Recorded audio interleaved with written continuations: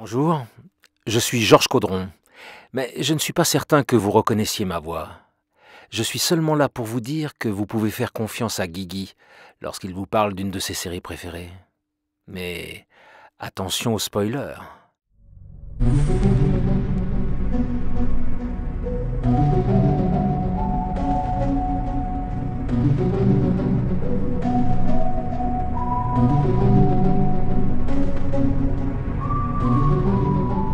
Alors que Skinner disparaît sans laisser de traces, le sous-directeur du FBI Alvin Kirsch met Mulder et Scully sur l'enquête. Il s'avère que Skinner est à la recherche de l'un de ses anciens frères d'armes du Vietnam, John James, alias Keaton, qui 40 ans auparavant était devenu un tueur fou, et depuis placé en institut durant des décennies. Tandis que Mulder et Scully remonteront la piste, Skinner fera alors la connaissance du fils James. Alors autant se le dire clairement tout de suite, nous n'avons pas eu un super épisode, mais rien de bien honteux non plus. Juste un épisode un peu fade. Cet épisode a donc été accueilli de manière un peu mitigée par les fans sur internet. Gillian Anderson et David Duchovny semblent un peu en pilotage automatique dans leur jeu, mais peut-être aussi parce que cet épisode ne leur permet pas de faire autre chose de plus. On aurait un peu dit un épisode de la saison 1 ou 2, ce qui est très sympa pour l'ambiance et la nostalgie, mais qui finalement ressasse des choses déjà vues et revues dans la série, et ailleurs depuis. Du coup, on suit une histoire finalement très simple, sans aucun réel retournement de situation. Et on est vraiment en territoire archi connu. D'où un peu la lassitude. Pour autant, je n'ai pas trouvé ça désagréable, car cela permet de respirer un peu et d'exprimer franchement la relation qui lie les trois personnages. Mulder, Scully et Skinner. Et cela n'avait jamais été réellement fait, ou en tout cas pas autant comme ici. Par contre, Scully est bien naïf de se demander si la carrière de Skinner a souffert à cause des X-Files. À sa place, je ne me poserai même pas la question, car oui, la réponse est oui bien sûr.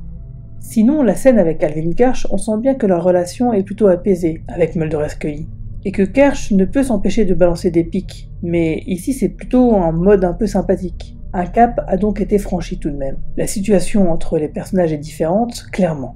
Par contre, je ne comprends toujours pas comment Kirsch et Skinner n'ont pas été inquiétés plus que cela suite au final de la saison 9, mais passons. Bref. Cet épisode regorge de bons éléments. Des bons personnages secondaires, un décor bien chouette avec une petite ville et de la forêt, des flashbacks intéressants, mais tout ça donne malgré tout un résultat mitigé, car il manque quelque chose. Nous ne sommes plus en 1995 et nous ne pouvons plus nous contenter d'une histoire si simple avec de chouettes scènes d'ambiance. De plus, un gros point noir de l'épisode est que le scénariste pense que nous sommes bêtes ou inattentifs au point de vouloir nous prendre la main durant le flashback de pré-générique, pour nous indiquer que le soldat est Skinner, mais aussi à la fin de l'épisode en répétant en voix off le discours du tueur, ce qui était parfaitement dispensable. Mais revenons un peu à l'histoire de William, écrite sur le site ghoulie.net. Souvenez-vous, dans ma dernière vidéo, je parlais d'un moment où un enfant était exposé par des médecins à un mystérieux gaz venant d'une boîte où il était marqué les lettres MKCHICKWIT. Cela ressemble beaucoup à ce que nous voyons dans l'épisode 6, non ? Une petite recherche sur Google plus tard établira que le projet MKCHICKWIT était un projet secret mené conjointement par le département de la Défense et la CIA. Il faisait partie du projet MKSearch, le successeur du projet MKUltra. Nous vous en parlions déjà dans la vidéo de décryptage de la mythologie, deuxième partie. Ce projet avait apparemment pour but d'identifier le développement de nouvelles substances chimiques en Europe et en Asie, d'obtenir des échantillons et de les étudier. Le projet MKSearch avait quant à lui plus généralement pour objectif de développer un moyen de manipuler le comportement humain et contrôler les personnes par le biais de substances chimiques. Ce projet se serait étendu de 1968 à 1971. Il aurait été piloté depuis les laboratoires Edgewood Arsenal Research Laboratories, qui étaient également impliqués dans des tests d'armes chimiques et un vaste programme d'expérimentation de substances chimiques sur des soldats américains volontaires. Comment ne pas faire ici le rapprochement entre ce gaz jaune et le gaz jaune que l'on peut apercevoir dans le flashback de Skinner ? Surtout que le Vietnam et donc l'Asie font partie du périmètre d'étude du projet MK. Skinner étant né en 1952, plus 18 ans lorsqu'il était au Vietnam, égale 1970, donc en plein durant les 3 années où ce projet MK était en activité. Ce qui semble se dessiner ici, c'est un lien entre ce gaz jaunâtre et l'apparition de monstres. Voir le message, les monstres sont ici, sont réels. L'épisode Keaton chercherait-il à nous expliquer indirectement l'origine de Ghoulie ? Par exemple, la peur matérialisée sous forme de monstres qui hantent les personnages exposés durant leur rêve dans un premier temps, puis ensuite durant l'éveil. Comme pour Keaton, Gully serait alors la manifestation de l'arachnophobie de William héritée de ce souvenir traumatique d'enfance avec l'araignée.